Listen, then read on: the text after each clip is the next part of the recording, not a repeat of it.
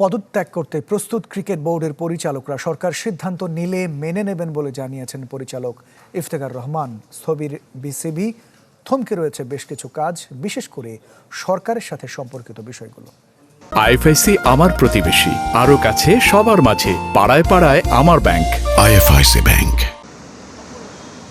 অনিশ্চয়তার মাঝে cricket board, সরকার পতন, নতুন সরকার গঠন, এতে বাধাগ্রস্ত বিসিবির কার্যক্রম।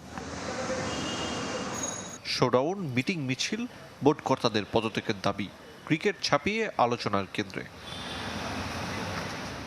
সভাপতি নাজমুল হাসানের খোঁজ নেই, পরিচালকদের মধ্যে কেউ কেউ নিরুদ্দেশ। বর্তমান কমিটি আদতে টিকবে কিনা বলার সুযোগ নেই।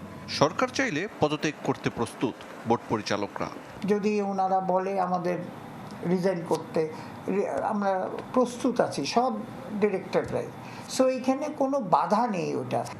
যদিও ক্রিকেট বোর্ডে সরাসরি হস্তক্ষেপে বাধা আসবে আইসিসির, নিয়মের ভেতর থেকে সমাধানের কথা বলছেন ইফতেখার রহমান।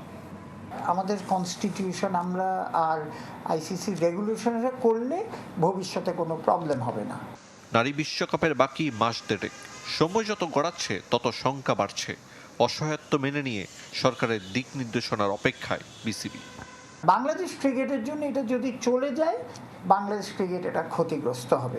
সিইও কনসার্ন জানিয়েছে, এখন আমরা ওনার একটা দিক নির্দেশনা চাচ্ছি, how we will go forward. Routine ওয়ার্কের বাইরে স্থগিত বোর্ডের বাকি সব কার্যক্রম। থমকে আছে অবকাঠামো উন্নয়ন, বৈশ্বিক আসর, হোম সিরিজগুলোর আয়োজন, সঙ্গে বিপিএল আয়োজনও চ্যালেঞ্জের মুখে। সেপ্টেম্বরে হওয়ার কথা প্লেয়ার্স ড্রাফট। চ্যালেঞ্জের মুখে আছে। আমরা আরিফুল ইসলাম, চ্যানেল 24, ঢাকা।